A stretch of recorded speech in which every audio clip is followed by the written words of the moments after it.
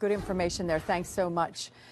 Some sad news to report. Former WGY radio morning guy Don Weeks is being remembered tonight as an uncle to tens of thousands of Capital Region admirers.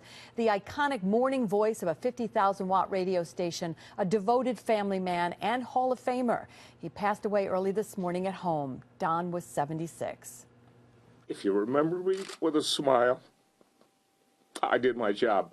Thank you. Thank all of you. God bless. Uncle Don Weeks on his last day at work after a brilliant 30-year career behind the mic. WGY weather, windy with rain heavy at times. He was the Capital Region's favorite wake-up call, leaving a good job in advertising to try his hand at radio. I went home the first day and I said to my wife, honey, this is the worst mistake I ever made in my life. At the end of the week, I went home, I told her, honey, we're in bad trouble because I'm not going to last a month. I'm going to call the advertising agency and see if they'll give me my job back. Luckily for his listeners, Don Weeks stuck with it, using his wacky sense of humor to create characters and scenarios Bentley, can it be true?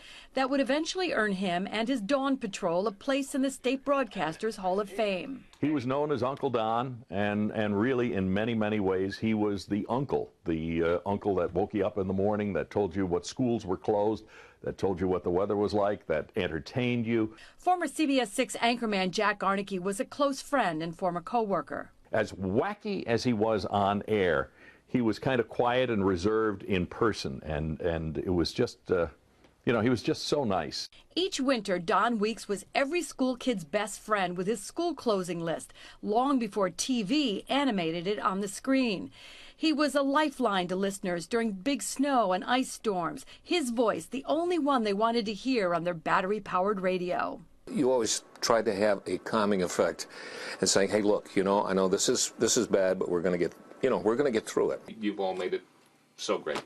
Don Weeks retired from WGY 5 years ago, leaving behind one of the Capital Region's top-rated morning shows to enjoy some hard-earned personal time for writing and painting and fly fishing. There's a lot of sunrises, sunsets to see. There's still some water that I can sail, and while I'm still able to, I can't climb mountains anymore, but I still climb hills. I'll miss the audience terribly, but, it's time.